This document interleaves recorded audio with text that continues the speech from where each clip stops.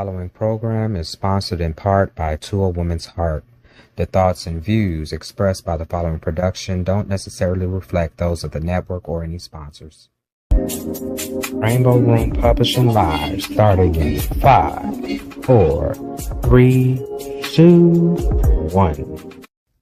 Breaking news. This is Little Hopalong and I've got something to say. The mad publisher Eddie Pierce calls a press conference. We go now to our on-the-scene reporter, April O'Neil. Thanks, Little Hopalong. Yes, this is April with your fix at 6 on Channel 6, live right outside of the Rainbow Room Publishing House. It sounds to us that the publisher is going to be speaking any second now. Oh, this sounds very exciting, April. Oh, yes, it is, Hopalong. It is. Oh, wait, it sounds like he's getting started right now. I gotta go.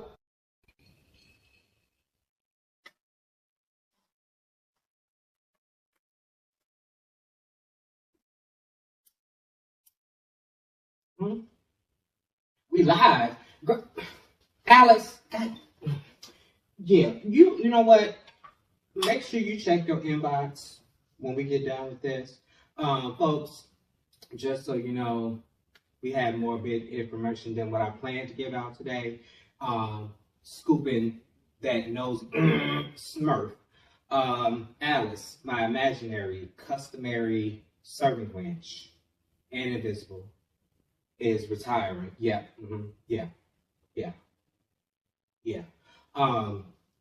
And at the same time, I invite you all to congratulate the replacement, a rising star from our intern pool.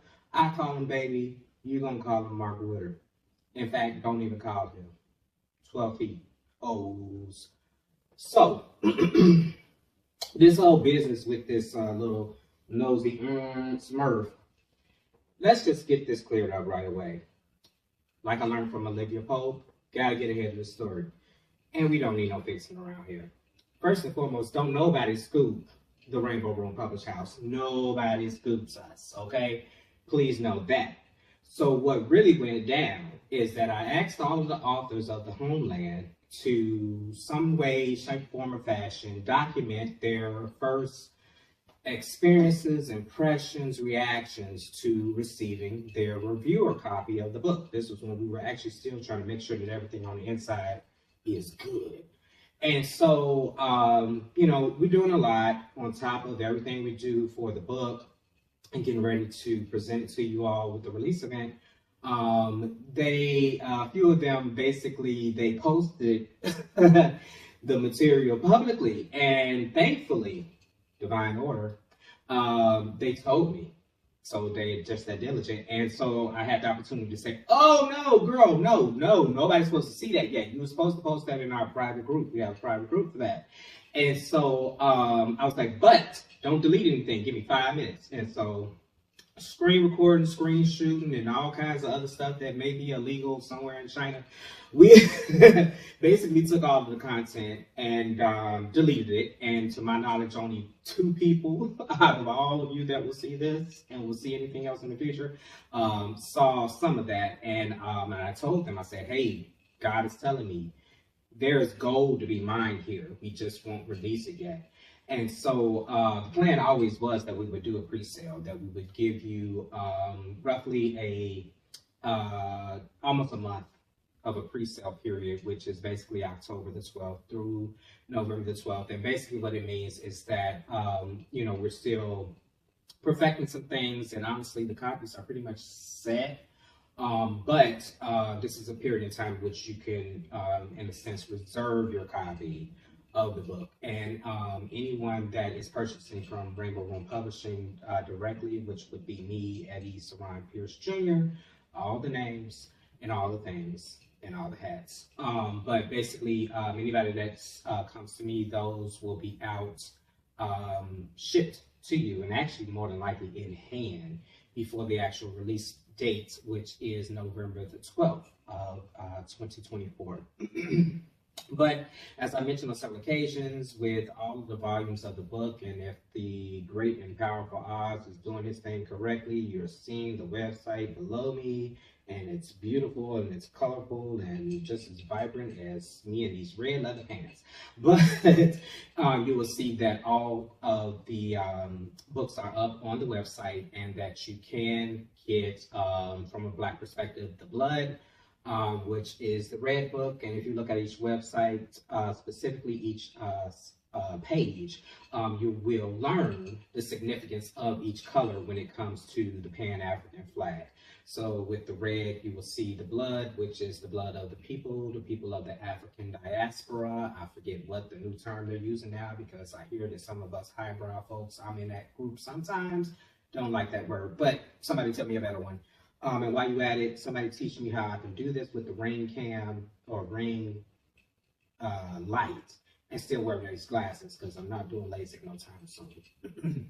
But at any rate, so you get your red, then you get your black, which is from a Black perspective, the people, which talks about the idea of the people themselves. Some people talk about the tone of our skin, but we know that that's metaphorical, because very few of us, if any of us, are Black. But capital B for Black people, lowercase b for all of the things, just talking purely about the pigmentation, the color. Black is a culture, not a color. And then, of course, green being the homeland, which is what is coming up now and available now for pre-sale. And, of course, that speaks to the idea of the homeland.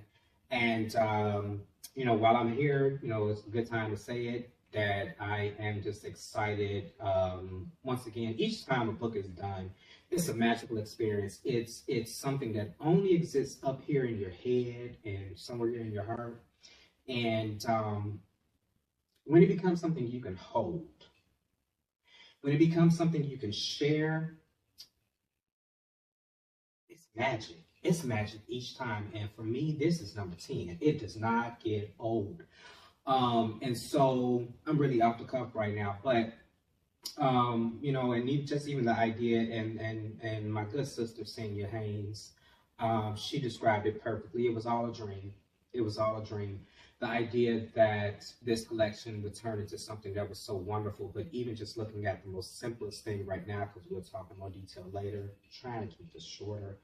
I wanted this not just to be about each book being beautiful inside and out. I wanted something that we would describe as usable art, in the sense that is decorative, whether it's vertical, horizontal, on your table, on your bookshelf.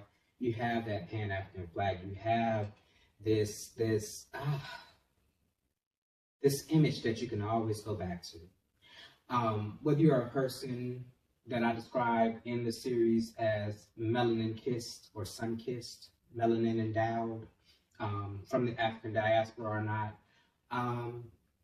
it does something for me. It does something for me. Even as a child, before I really knew what all this was about, I'll never forget, going back to the Whitney Young days, I had a shirt that said something like, it's all about Black business or something. I can't remember. But the colors, I knew the significance of the colors. I didn't necessarily know the breakdown that I can give you, provided by the website that I link in my website, about the colors and you know, why they were chosen, but I knew the significance. And I feel that that's something that is also universal for so many people, not just of the African diaspora, you know, thinking about people who are identified as being descendants of the African continent or natives born to the African continent. The world sees these colors and it sends signals. And for me, and I think that ultimately, and yes, there are other flags and other variations, but it's this order, I can't think of the right word. Something to the effect of, when we write stories, we put symbols in the stories. We put things that mean things. For anybody that's really into the American canon of literature, you think about Citizen Kane or film and Rosebud, what that and that sled, you know, meant. Or it's us as African people from the African continent, who see this image. Oh my good brother Jacardo. Oh my goodness. I'm gonna make sure I drop the link to this website. best investment I made in my life. You see, I've used it several times for the show, but the king, unless I work some things out, he's going to be retired to a more personal space where I can get that inspiration every time I wake up. But every time we see that, or we see this Black Panther symbol or whatever, that signals something. Every time we see this fist raised, it signals something. Every time we say, I can't breathe, it signals something. And so that's what I feel like the Pan-African, or what some refer to as the liberation flag represents. And so the idea that it could be weaved together, you know, this is God working, you know, through me, and me just following to the best of my ability. I just jokingly described it to my family not too long ago that I was like, man, is this what Noah felt like building the ark? In the sense that God has told me each piece. It started with one book, and he said, well, you want to work with all these people, you need 3. Now that you have 3, you need 3 primary colors. You have Senya, who has done this beautiful artwork, and you'll see that obviously in the collection Witness. And everything just fit. It was the ability to go back to things I wrote 10 years ago, 12 years ago, 20 years ago, almost 30, looking at my piece for the Homeland, and going back to family and friends who, you know, just, there was just any mention of the idea of them writing or being a creative professional, and being able to say, hey, I'm working on this project, and yeah, I can fill a book, but I want to do it together. I want the coalition building. I want to build bridges and not walls. I want to walk around these strongholds, however many times God says, how quiet I got to be, how loud I got to be, and watch those walls fall and go in, okay? Because I'm going in right now. But, you know, that's just a big nutshell, larger than a peacock, nutshell of what this project is, what this project means. And that's before I even get to the amazing people, and I will talk about them in more detail, but for right now, we'll talk about them in the collective that have contributed not just to this volume, but to every volume, to the readers, to the viewers when we do the streaming, and those of you that are still watching the reruns. When I think about the reviews that are popping up in different places, and people that are talking about it that we don't even know about, you know, yet, and the places this can go. You know, it's you know, my job is interesting. I wear a lot of hats. And particularly in this case, it's being the author, it's being the publisher, and I have to think about the business. And honestly, because of doing this, I have time to run the business and actually write. Without the authors of the blood, the authors of the people, the authors of the homeland, I probably wouldn't have been writing much of anything, even though I reached back in most cases and used something that was written before. There was still considerable time and just, let's just be honest, investment that I wouldn't have necessarily had in working on those pieces if not for doing this together. So I thank all of you infinitely, and I'm working on some really good things for you all. You know, it's just what we do at Rainbow Room Publishing, okay? In addition to the idea of, you know, we don't just sell a book, we sell an experience. We're coalition building. It's a slogan God gave me some time ago that I got to come back and revive and use it in some shape, form, or fashion. We are not building a brand. We are building an institution, okay? And, you know, this, similar to other projects, and the beautiful thing about this project, oh my God, it's so many. I'm trying to keep this brief. So this, you know, you just can't stop.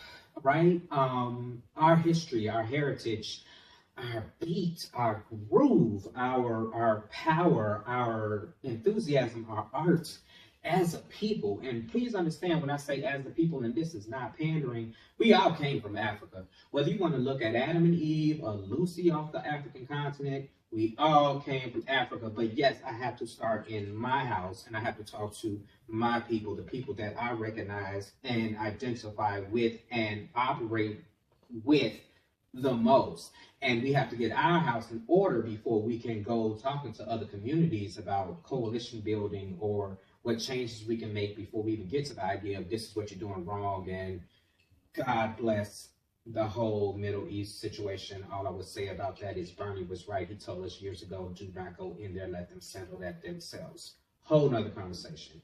But this coalition building, this Rainbow Room Publishing initially I thought was one dream. I thought it was, Eddie, you have a book and you have to get it out. You're not Beyonce, you're not Jay-Z, you're not Michelle Obama, and you know, Simon and Schuster and all the other names who are shrinking, by the way, and have been for over 20 years. I learned that even before I got started. You got to do your own thing, is what God said and what he taught me through my ancestors, the reasons I wear these cowboy hats, Mississippi Cowboys. You know, I thought it was just about that one book, and then as I got that process done, he said, okay, now you have a vehicle to help other people. And, you know, keeping this shorter, long story less long, as I like to say, because they all long with me. I'm a novelist, I can't be brief. You know, then, you know, he showed me, okay, now you have this vehicle, but this vehicle can do more than just literary work. And that's how we get to Rainbow Room Publishing Live, or RRP Live, and how we get to doing the streaming events, and how we get to doing the interviews for clients and beyond, and Kaleidoscope. I've been talking about that forever. I'll go into it in more detail later, but I'm thinking about the timing of this and the recording of some other stuff. I'm doing a lot. There's 6 clones running around. Alice is still fired. Yeah, he's still fired. You know, this will come out, I think, after something else that I was working on, and some of you seen some information about the Dallas Renaissance Project. And basically, this goes to what I was kind of saying before. Circular storyteller, just roll with me. I'm rapping. I just couldn't end with the books. This idea of coalition building, this idea of bridge building, this idea of let's get arm in arm in the huddle on the football field, or if you want to go biblical, let's get under that same yoke and let's push. Okay, and when I say push, I mean push against the negativity. I mean press towards that thing that only you were made to do. That thing that is slowly, but now so rapidly, very much like the priests of the tribe of Levi, that God gave them a gift. He instructed them how to use it. They didn't always do it right. None of us do. But to the best of their ability, and that gift provided for them. But at the same time, that gift served the whole.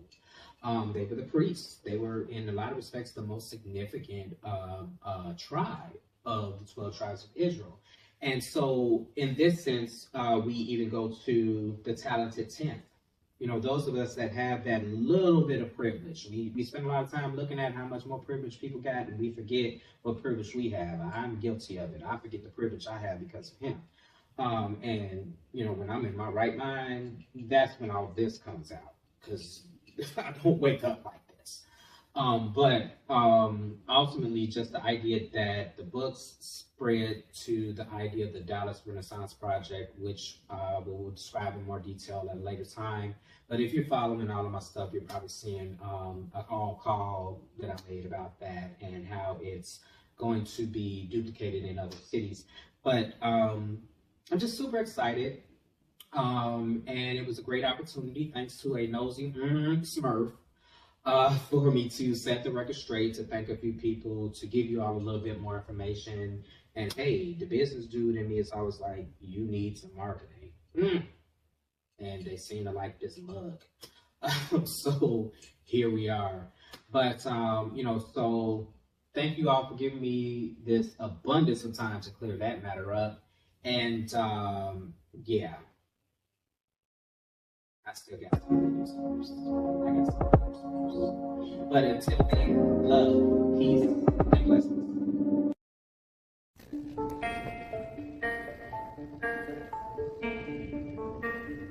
Told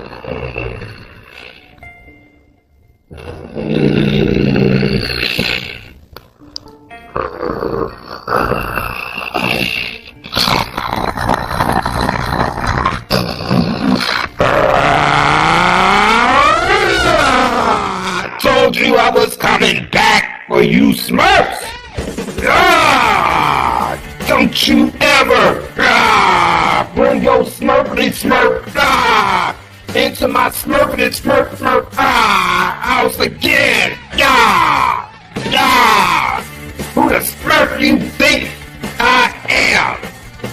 Punk Smurf Gargamel! My name is Eddie Pierce, and you will never break into my house again!